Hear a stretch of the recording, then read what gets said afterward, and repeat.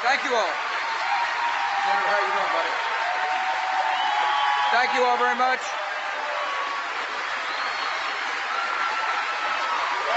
Thank you. Thanks. Please be seated. Jeff, thanks for the introduction. He said I was the last sitting president, well, the last sitting president to be here before me was a Texan. I don't know what took the other one so long to get here, but I'm proud to be here, particularly proud to be in NKU, Northern Kentucky University. Thank you very much for letting me come back.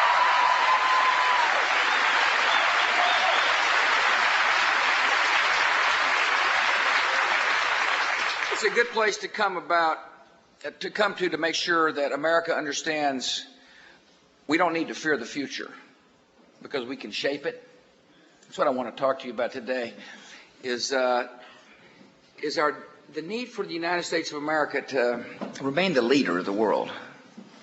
And one way you remain the leader is you have places like excellence, centers like Northern Kentucky University, where you've got innovative curriculum, high standards, the willingness to work in your community, all aimed at making sure our kids have got the skills necessary to compete. And that's why I'm here. I can't... So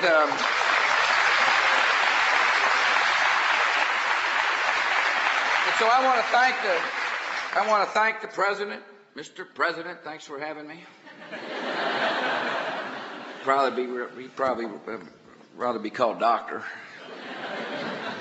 But Jim, thank you for having us. Thank the faculty for letting me come. I appreciate you teaching. Teaching is a noble profession. For the students who are here, one career path you ought to think about is being a teacher. And one thing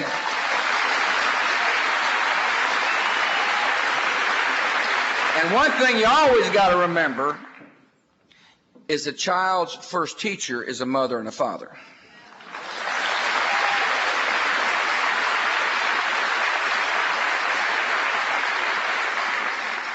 I bring my RSVPs from Laura.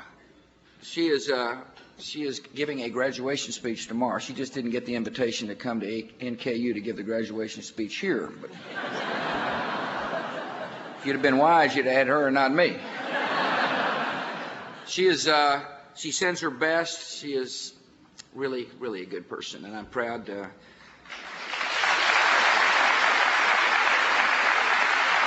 I'm proud to call her wife. She's got to be the most patient woman in America. She's doing great. She sends her best. I appreciate very much Congressman Jeff Davis.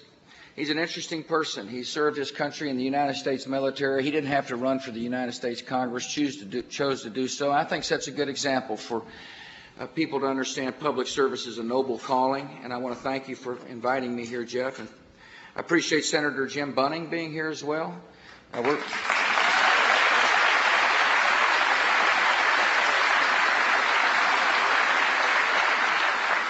So I was asking him what it was like to face the Cincinnati Reds, but you might remember those days. At least I do. He's not only a fine senator, he's a wonderful person, and his wife Mary reminded me, she came here to NKU just a couple of years ago. She had the same kind of career my mother did. Got in, got out without a degree, but nevertheless loved the experience. I appreciate very much State Senator David Williams, President of the State Senate. Thanks for coming. Make sure they got plenty of money to run this university, Senator.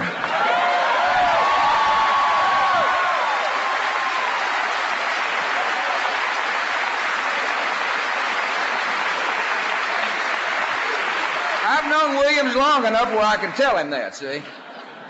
It's great to see. It's good to see the judge as well. I appreciate Katie Stein is with us today. Senator Stein, thanks for coming. I want to thank the mayor. I want to thank Mayor Redger, who's the mayor of the city of Highland Heights. Thanks for being here, Mr. Mayor. I want to thank all the local and state officials here. I want to thank Gary Tobin, who's the president of the Northern Kentucky Chamber, thanks for having me here. I met Dr. Ed Hughes. If you don't know Ed's the founding president and CEO of Gateway Community and Technical College. I want to say a quick word about community colleges. They're a really important part of making sure the United States is able to compete.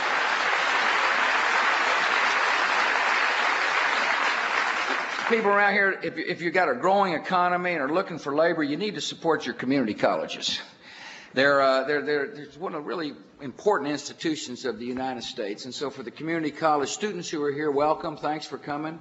Appreciate you taking advantage of the opportunities available to you. We're living in historic times. They're exciting times. If you're a student getting ready to graduate from NKU, you got a job available for you that's paying better than a lot of other college graduates have ever been able to get. This is a good time to be getting out of college. On the other hand, these are difficult times in some ways when you think about it. I mean, we're at war, and war is unsettling to people. War puts a strain on the United States of America. War causes people to think about the future in different ways. These are times of globalization, in which we're all connected now. There's competition is coming at the United States from different places around the world. These are times of change. Technology changes so rapidly that it can create a sense of concern amongst our citizens. I don't know if you know this or not, but by the time somebody gets 30 in this job market, people have changed jobs several times. That stands in stark contrast to the days when previous generations would go to work and stay at the job all their life. Pension funds are different now. We've got 401k, defined contribution plans, as opposed to defined benefit plans. These are changing times. And the fundamental question facing any nation, particularly ours, is how do we adjust to those times? What do we do about it? The temptation during changing times and unsettling times for some is to retreat and say, you know, it's really not worth it. We've been through this period in our nation's history, a time when people would look abroad or look afar and say, well, these just seem such difficult problems that it's probably best that we don't take them on. Or the competition in the economic sphere is such that the best way to deal with that kind of competition is just to wall ourselves off. Those two tendencies, which have happened in our nation's history, two tenets of thought would be called isolationism and protectionism. And I'm here to talk today about why it is really important for us to reject those two notions. That the United States of America must not kind of wall ourselves off from the world and must not forget our duty to help lead the world to be a better place. Now, there's a practical reason why we shouldn't isolate ourselves, and that is there's an enemy that still wants to hurt us. And it's important for you all to know that every day that I wake up, I think about the war on terror. I knew that after September the 11th, and many of the decisions I make are based upon what happened on that day, September the 11th, 2001. My job is to do everything I can to protect the American people.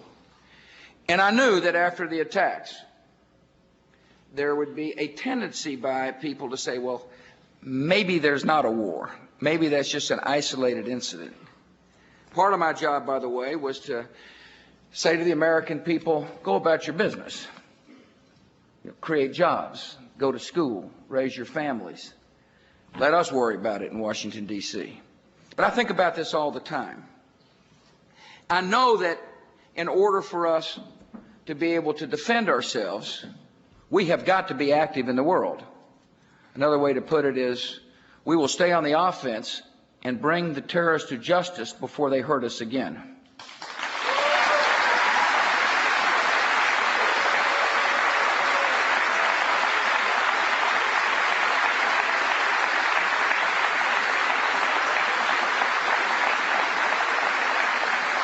What's unsettling about these times for some is that we face a determined enemy.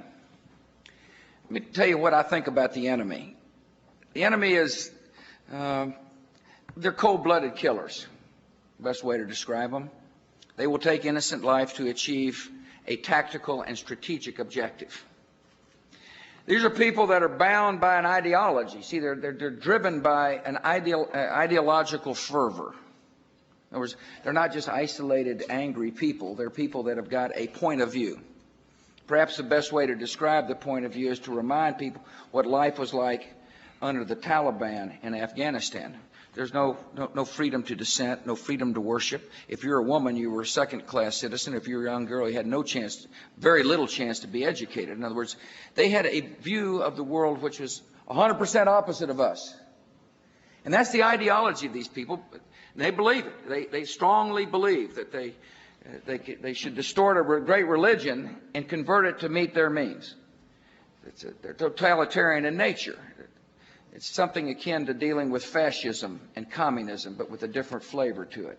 Now, I recognize some in our country don't believe that, and that's okay. That's the great thing about our country is we all have different views. But I believe it, see? And I know that if we were ever to retreat and isolate and say it's just too difficult to get involved, that ideology would flourish. After all, they've told us what their ambitions are. Through intercepted communications and different ways of finding out information, they have made it clear in their communications with each other that democracies are soft, capitalism is a failed system, and that it's just a matter of time before the United States of America were to lose its nerve. That's what they believe. They believe if they can make life painful enough that we will retreat from the battlefield, that we will give them safe haven, allow them to get safe haven. They want to reestablish roots in a country like they did in Afghanistan so they can help topple moderate governments in the Middle East as well as launch attacks against the United States of America. That's what they have said. As your commander, as your president, and as the commander-in-chief, it's probably pretty wise that I take the words of the enemy seriously, which I do. And so therefore, for those who think it's probably best to let the world kind of drift off without American leadership or American involvement, they really don't see the world the way, at least the way I see it. And I understand some would like to see the world the way they hope it would be. But you got to have a president who sees the world the way it is. And the way it is a dangerous place that requires the United States of America to be on the offense. And so we're waging the global war on terror. And the global war on terror has a variety of fronts. The two most notable fronts, of course, are Afghanistan and Iraq. In Afghanistan, I said, if you harbor a terrorist, you're as guilty as a terrorist. I know full well that when the president says something, he better mean it. I meant it. And when the Taliban didn't believe us, we liberated the country. And today there's a new democracy in the world. And that's important, particularly for the students to understand, because eventually I'm going to tie in democracy and peace. But there is a new democracy, and we're helping that democracy survive and grow. Secondly, I said if you see a threat, you got to take threats seriously. I saw a threat. And I don't want to rehash the history of the decision-making that went on up to the run up to the war of Iraq. I would just remind people that people in both political parties and people all around the world saw a threat. And I feel strongly that the world is better off without Saddam Hussein in power.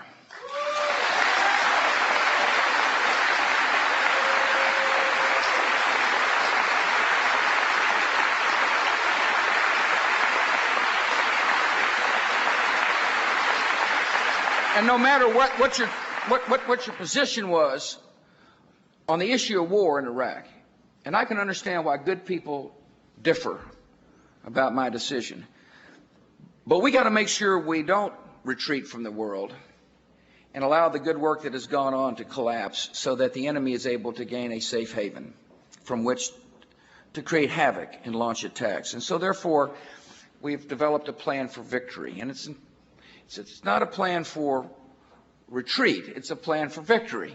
And the definition of victory is to support the Iraqis so they can sustain themselves, govern themselves, defend themselves, be an ally in the war on terror, and deny safe haven to al-Qaeda. That's the goal.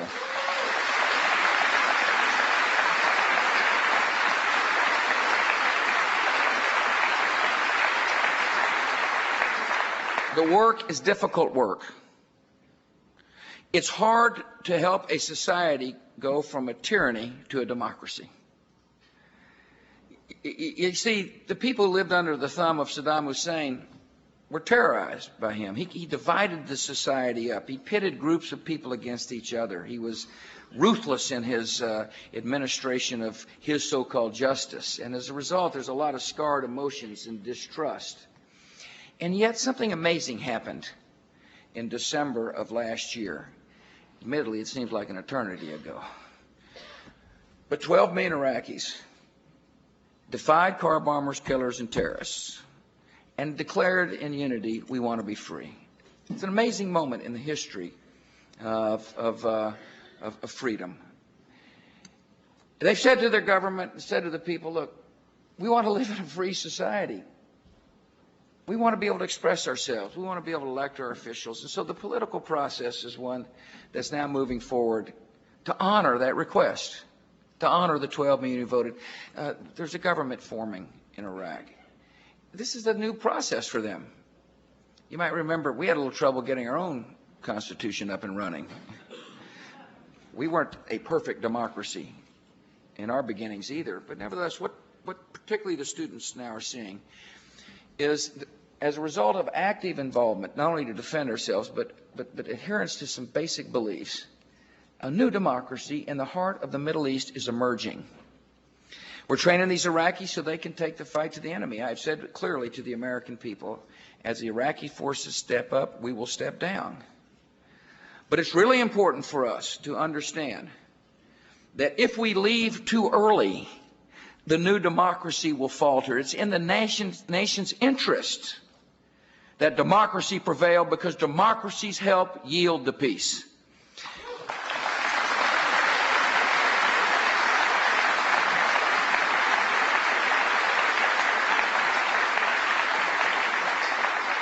A nation that becomes isolationist will be one that doesn't understand that democracy can change the world, is one that says, let's just get out of there before we complete the mission. Let's just not worry about what takes place in parts of the world other than perhaps our own neighborhood. But to me, that's a bad choice. Because you see, during a period of time when we thought everything was calm, there was resentment and bitterness growing, which enabled an enemy to recruit suiciders who were willing to launch an attack on our nation, which caused more people to lose their life than in Pearl Harbor.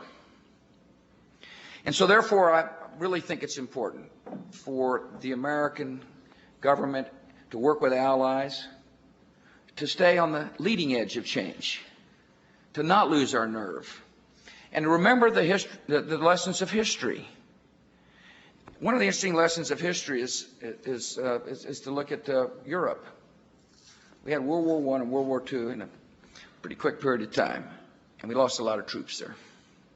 And today, Europe is at whole and at peace. So what happened?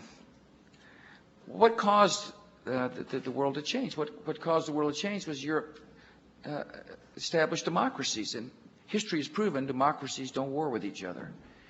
I love to tell the story about my relationship with Prime Minister Koizumi. You know, my dad was a young guy. Right before he went to college, he joined up in the United States Navy, just like a lot of others did. And I'm sure some of your relatives did the same thing to fight the Japanese. Yet today I sit down at the peace table with Koizumi. We talk about North Korea. We talk about Iraq. We talk about how allies can work to keep the peace. I find it really interesting that that's taking place. And what happened was that between the time that the United States fought the Japanese and the time old George W. sitting down there at the table with the Prime Minister, Harry Truman said, let's help the Japanese develop a Japanese-style democracy. See, what's really important for the students here to understand that liberty and freedom have proven the capacity to convert enemies into allies. And if you're interested in keeping the peace, it's important for the United States of America to lead. There's something universal about freedom. I believe in the universality of freedom. I believe everybody desires to be free. I don't believe freedom is only owned by America. I don't believe only Methodists can be free. I believe everybody desires to be free, and the United States of America must lead the world to be more free.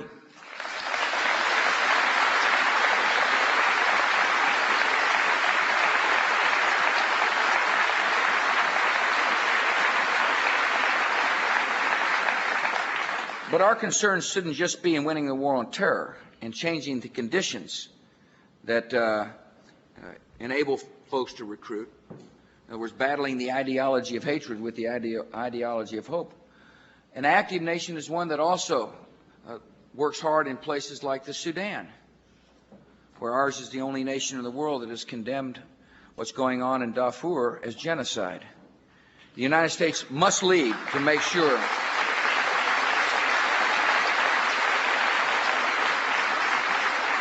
a confident nation that does its duty in the international community is one that does what we're doing now in Darfur. We provide over 85% of the food aid to help the refugees in this area.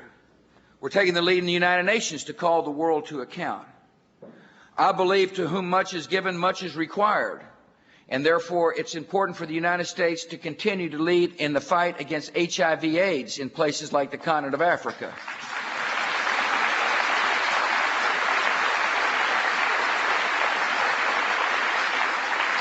I believe that when we see starvation, this great nation of ours should lead the world to help feed the hungry. I believe when we see devastation, the United States must continue to be willing to use assets to help people such as those whose lives were turned upside down by the tsunamis or the earthquakes in Pakistan. You see, a confident nation, a nation confident in its ideals and confidence in its capacity, must continue to lead and not isolate ourselves from the world. We got a good economy right now, and that's good news. You know, unemployment rate is 4.7% nationwide. We got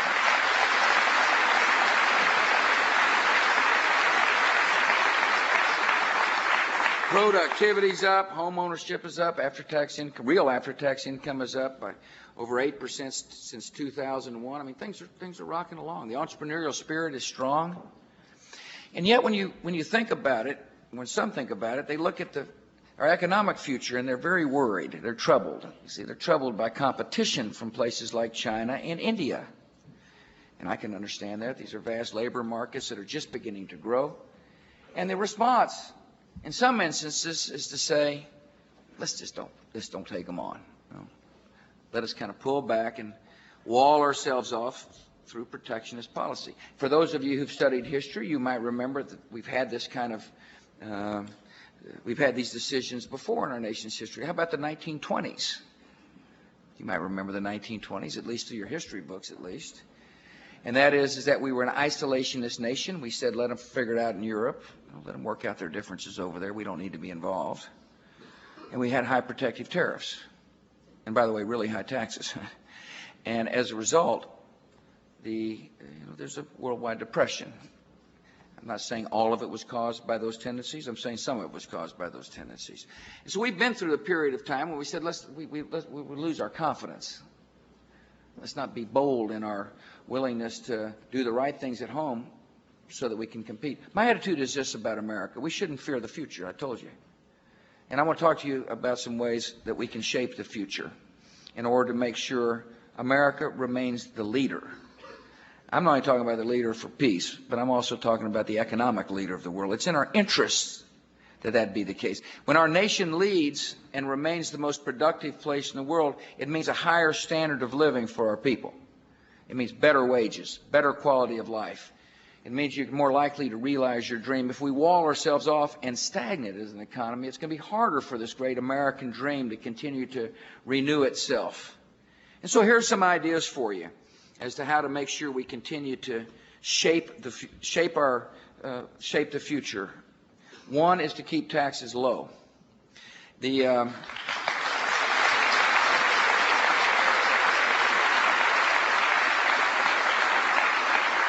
reason why it's important to keep taxes low is because in a global economy, capital will tend to flow where taxes are low. And the other reason why is that you want money in the hands of the entrepreneurs. You might remember we've been through a lot in the last 5 years: recession, stock market collapse, corporate scandals, attacks on the country, natural disasters, high energy prices. Yet we're growing, we're strong. And one of the reasons why is because we let people keep more of their own money. See, the theory is that when somebody has more of their own money to spend, save, or invest, the economy grows. And so if we're going to be competitive, we got to make sure that we keep money into people's pockets. That's how the entrepreneurial spirit remains strong. It's really important for our citizens to remember that 70% of new jobs in America are created by small business owners. And the more money they have in their coffers, the more likely it is they're going to create jobs for the American people. Secondly, we want this always to be the best place for entrepreneurship. We want people in our country saying, you know, if I've got a good idea and willing to work hard, I'm going to take a risk because I want to own my own business. There's nothing better than meeting somebody who said, you know, I started my business recently, Mr. President. I'm doing just fine. And by the way, thanks for the tax relief so I can keep some more money to expand.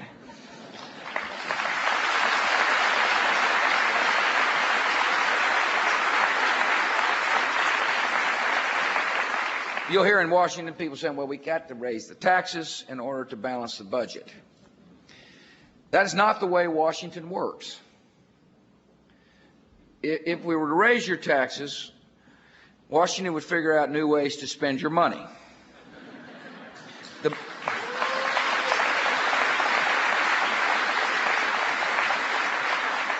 And it might sound good. The titles of the programs would sound just fine.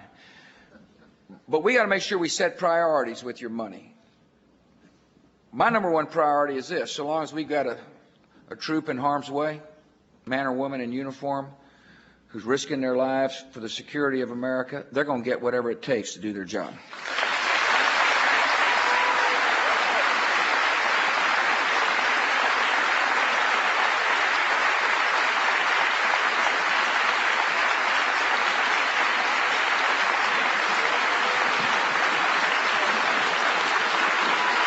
$1 billion more revenues to our Treasury than anticipated. And this year, there's 11% more. We're 11% ahead of where we were last year. And so if you hold your spending down by setting priorities and grow your economy, the deficit shrinks. And that's one way to control your budget. But the real budget problems we face beyond the current account is the budget, is the unfunded liabilities inherent in Social Security and Medicare. If this nation wants to be competitive, we have got to make sure that we reform Medicare and Social Security. And here's the problem. And this is, I'm addressing this particularly for the ones coming up, people getting ready to get in the workplace. Because the truth of the matter is Social Security is fine for people who are eligible today, and Social Security is pretty good shape for baby boomers. As a matter of fact, we're the problem. We're getting ready to retire. So happens I turned 62 in 2008, which is convenient age.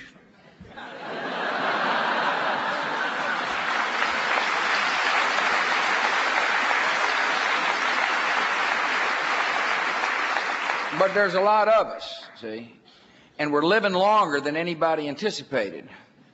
I'm riding that mountain bike because I'm trying to retard, the aging process. But a lot of my baby boomers are more conscious of their health. We're mindful that if you smoke, it's going to shorten your lifetime, or if you're drinking too much, it'll affect you. And so there's been a health consciousness among my generation. There's a lot of us, and there's fewer people paying into the system, and we've been promised greater benefits, which means we're on a collision course for younger workers, and you're paying into the system that's going to be broke. And it's going to affect our ability to compete. That's what I'm telling you. And so Congress has got to listen to this. Let's get rid of all the politics once and for all up there and come together and put a bipartisan solution to Social Security and Medicare so that we can say to a young generation of Americans, we did our duty. And by doing our duty, by solving a problem that admittedly is down the road, but the longer we wait, the more acute the problem is going to be. Now's the time to fix it, to make sure the United States of America remains the economic leader of the world.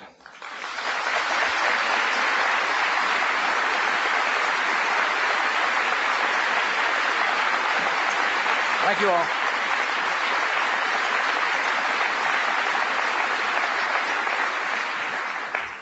Just getting warmed up and we're running out of oxygen in here. Trade is an interesting issue. One way to determine whether the nation has lost its confidence is whether or not the nation is willing to trade, be a free trading nation.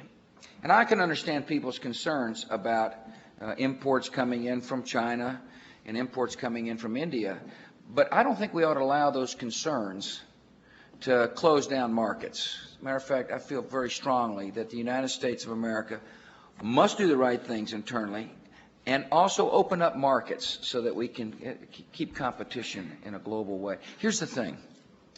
My job is to make sure that we're treated fairly, that with opening markets, that our own markets and getting other people to open their markets, that they treat us the way we treat them. Because I strongly believe, one, trade is good for the world. Two, it's a good way to alleviate poverty. Three, it's important for creating jobs. Northern Kentucky, by the way, benefits from trade. One reason your job base is strong is because we're selling goods made here elsewhere.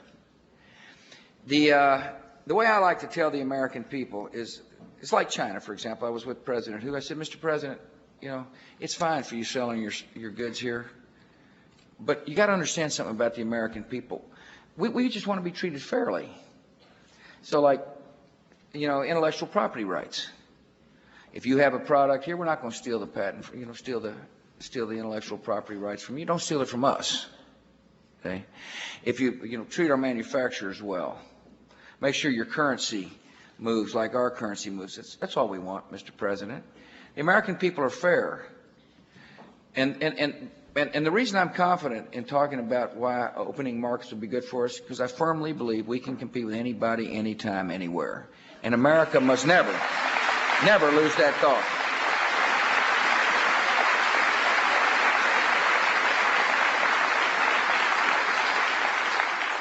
So I know I shocked some people the other day when I got up and said, we're addicted to oil and that's a problem.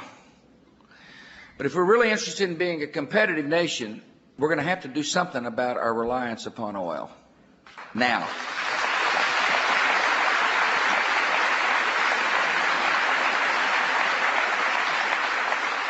So I'm working with Congress to promote what's called this Advanced Energy Initiative. And we're working on a variety of fronts. First, one thing we can do is make sure we promote clean coal technology. We got a lot of coal, like 250 some odd years worth of coal.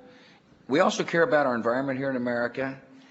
And we also got the capacity to make sure that we develop the technologies that will enable us to use this coal. One way to get off oil and hydrocarbons is to use our coal in an environmentally friendly way, and I believe we'll be able to do so. We're spending a lot of money in Washington, by the way, on clean coal technology, and I think it's a proper use of taxpayers' money to do so. We're also investigating coal to liquid technology. In other words, we'll be able to use our coals to be able to provide liquids that we'll be able to use as well and as an energy source. But there's some other interesting ideas going on. For example, I like the idea of our farmers being able to provide energy to power automobiles. It's called ethanol. We want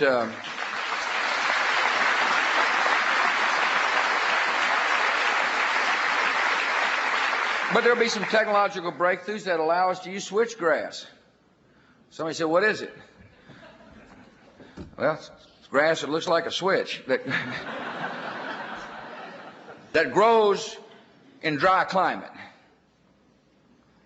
See, that makes sense, doesn't it, to be able to investigate whether or not we can convert that kind of material to energy. I think we'll be able to. Wood chips. Now, all this sounds fanciful to some, but the internet seemed fanciful at one point in time. And so we're spending money at the federal level to investigate ways to be able to diversify. One of the interesting technologies, as you know, that's now on the market is hybrid automobiles. But there's new battery technology being developed, and I'm told we're close to breakthroughs in this technology that will enable you to drive your first 40 miles on electricity alone. It's a pretty good deal if we're able to achieve that kind of breakthrough, particularly in big cities. A lot of people in big cities aren't going to drive 40 miles a day. They may not drive 40 miles a week. But nevertheless, when you start taking that amount of demand off the market for gasoline, it starts to begin to affect our national and economic security. In terms of electricity, we have got to move forward with nuclear power. Nuclear power is clean.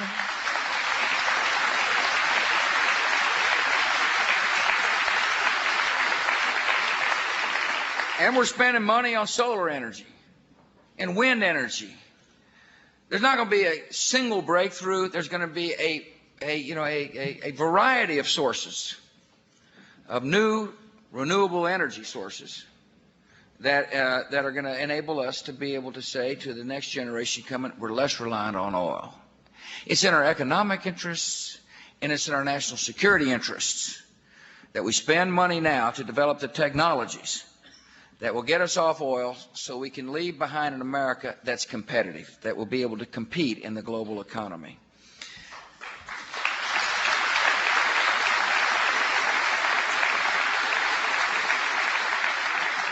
Okay. I'm now getting to the reason I came here.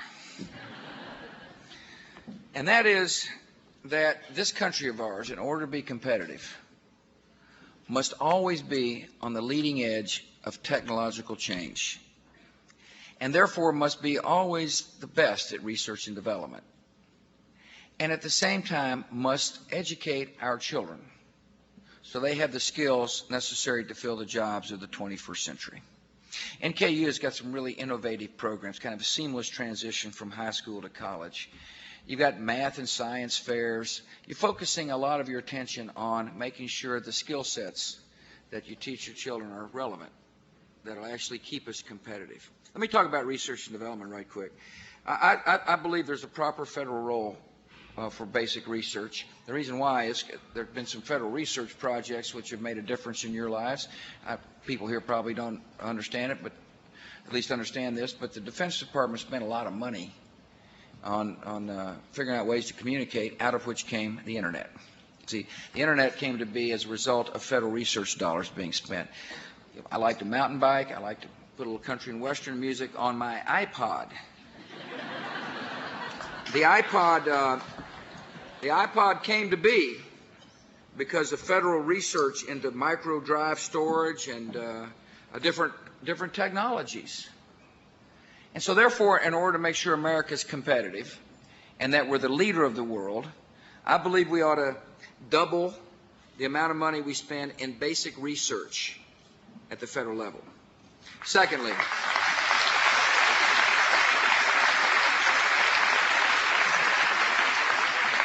what's interesting is most research money is spent by the private sector. One of the great things about our system is it encourages corporations to invest so they can remain productive and be able to compete. One of the tools that we've used to encourage people to invest in research and development is the Research and Development Tax Credit. Curiously enough, it expires on a regular basis, which then causes uncertainty. If you're not sure the tax thing's going to be around, you may not want to invest. And so in order to make sure we continue to get the $200 billion a year we get from the private sector into research and development, we need to make the Research and Development Tax Credit permanent.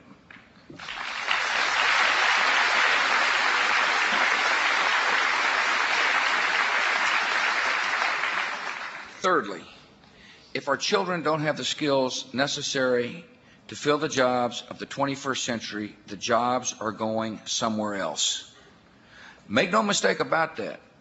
In a global economy, whether we like it or not, whether we're protectionist or confident, the jobs will go somewhere else. And so therefore it's really important that the United States of America Focus hard on the math and sciences. And by the way, we made a pretty good start with No Child Left Behind. And the reason why is that we're beginning to change the attitudes toward one of the real keys to success, and that is measurement. So I go to Washington, and I said, we'll be strongly committed to helping Title I students in particular with additional money. But I want the states and the local governments to show us whether or not the kids are learning. I didn't think that was too much of a request to ask.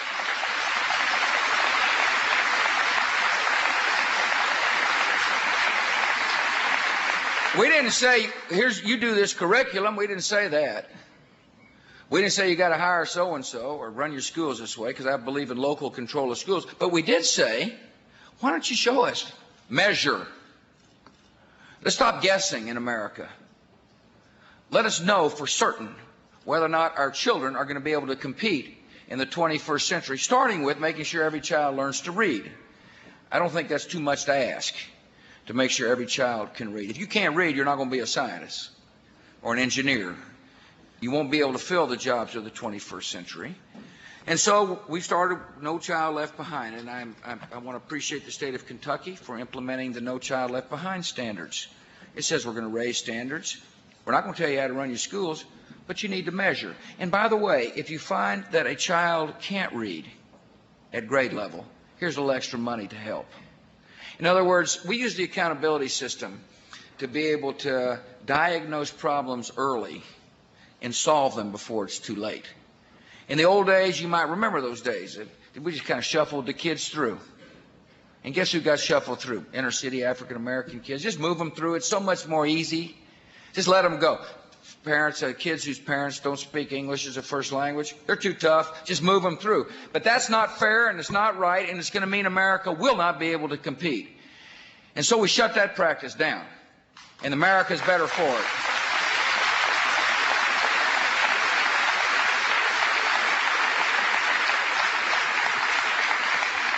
And so let me read you some interesting statistics. I'm able to read these to you because we measure. 2005, America's fourth graders posted best scores in reading and math in the history of the test. In other words, there's a norming test to determine whether or not the local accountability standards or systems are making a difference. African American fourth graders set records in reading and math. The nation's report card showed eighth graders earned the best math scores recorded ever.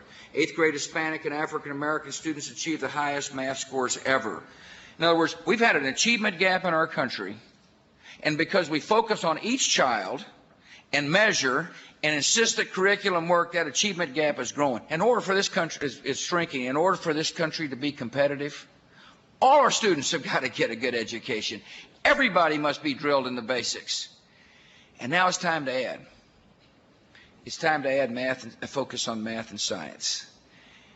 This university will benefit by making sure that we've got high school students, junior high and high school students coming out of these institutions with the capacity to be interested in math and the skill set necessary to be able to take on some of the really interesting courses being taught here. And so why am I concerned about math? Well, we also know that by the time a student gets to high school, most of our students have fallen behind the rest of the developed world in math and science. You're able to measure. And that's not good enough for America. It's a warning signal, it seems like to me. If we're going to be a confident nation that doesn't wall ourselves off from the world, that competes and leads, we better make sure the next generation of children coming up not only are good readers, but have got the ability to be skillful in math and science and engineering and physics and chemistry. And here's some ideas for us. First, I believe we ought to expand advanced placement programs around the country by providing money to train 70,000 high school teachers over the next 5 years to teach AP. Now, AP is an interesting program. Some of you probably know what it is. But here's the way I like to describe it. We're going to set high standards, and we're going to expect the best. And we're going to have teachers with that skill set necessary to convince students it's in their interest to learn AP. I went to an interesting AP school in Dallas, Texas, And they said it's graduating more AP students than any other high school in the country. Of course, you know how Texans are. Anyway, but I walked into a classroom and had a young Latino guy had a ponytail on, you know, and he said, "I want to be an astrophysicist, Mr. President." And it was child after child, because they had an AP teacher raise those standards, said, "You know, I want to be a chemist. I want to be a physicist." We can do this in America. And one way to start is to make sure that AP classes flourish. Secondly, we're going to have a program that has 30,000 what we call adjunct professors. These will be math and science professionals who will go into classrooms. One way to say the strategy is say, look, it's okay to be a math and science. It's cool. But I went to a classroom outside of Maryland, and there was a NASA engineer in there, and he could make science really seem interesting to these kids. Thirdly, we've got to make sure that we have the same rigorous examination of our math curriculum that we did with our reading curriculum. See, we went through the whole process of helping local districts determine whether or not the reading curriculum they were using was going to work. By the way, one way to determine is you measure. And so Secretary of Education Spellings has established what's called the National I signed through executive order her recommendation, the National Math Panel. They met this week earlier. There's 17 expert panelists and 6 members from other government agencies. They're going to help design standards and accountability as well as teaching methods. In other words, we're going to get focused on this. And we expect our states to join us in a focus on math and science. It is really important that we start laying that skill set now for the next generation of Americans if we're going to be confident. And by the way, in the 8th grade, if you start falling behind in math, you ought to get that supplemental service money, that extra help, just like we provide for 3rd and 4th graders in reading when they begin to fall behind. There is obviously some are saying, well, that sounds great, Mr. President. How about helping those of us who can't go to college go to college? I'm a big believer in Pell Grants. Pell Grants are a very important part of making sure American education lays that foundation for excellence. We've increased the number of Pell Grants since I've been your president by 1 million. We got 5 million kids now getting Pell Grants, and the maximum grant has gone from $3,750 to $4,050. So if you qualify, you get $4,050. But I think we ought to provide additional incentives to the Pell Grant program. And so we call them enhanced Pell Grants. And we're working with Congress. They've actually just passed the 2 ideas that I think make sense. One is that if you're a graduate with a 3.0 and you've taken a rigorous high school curriculum, if you take a rigorous high school curriculum and you go to college and maintain a 3.0 in college for your first 2 years, your Pell Grant increases $750 for the first year, $1,300 for the second year. The purpose of this is to say to high schools, keep raising that standard. Keep providing rigorous courses in math and science, and for the students that qualify, there will be a reward. And by the way, once you get into college, there will be an additional $4,000 on top of the Pell Grant for 3rd and 4th year students who have maintained 3.0 and who major in math, science, or a critical foreign language. And so here are some incentives to build on this strategy to make sure America competes. And so before you all pass out, I want to say one other thing. Laura said, whatever you do, don't get over to Kentucky and get a little long-winded. I obviously didn't listen. I feel passionately about our country's future. I'm optimistic about America. I got a unique perspective. I'm able to see America in a different way from you all. I'm able to see these unbelievable acts of kindness that take place on a regular basis here in our country. People willing to say, I want to serve my country by loving a neighbor. I also understand that our value system, our belief in human liberty is just a powerful motivator for good. And I know the entrepreneurial spirit is a way to make sure people are able to realize dreams. And so what I really want to share with you is I understand that there's some uncertainty and worries because of the circumstances today, but you got a president who's got no doubt in my mind that the world is headed toward peace and that this country is going to remain the economic leader of the world. We just can't lose our confidence. America shouldn't fear the future because we're going to shape the future. Thanks for letting me come back.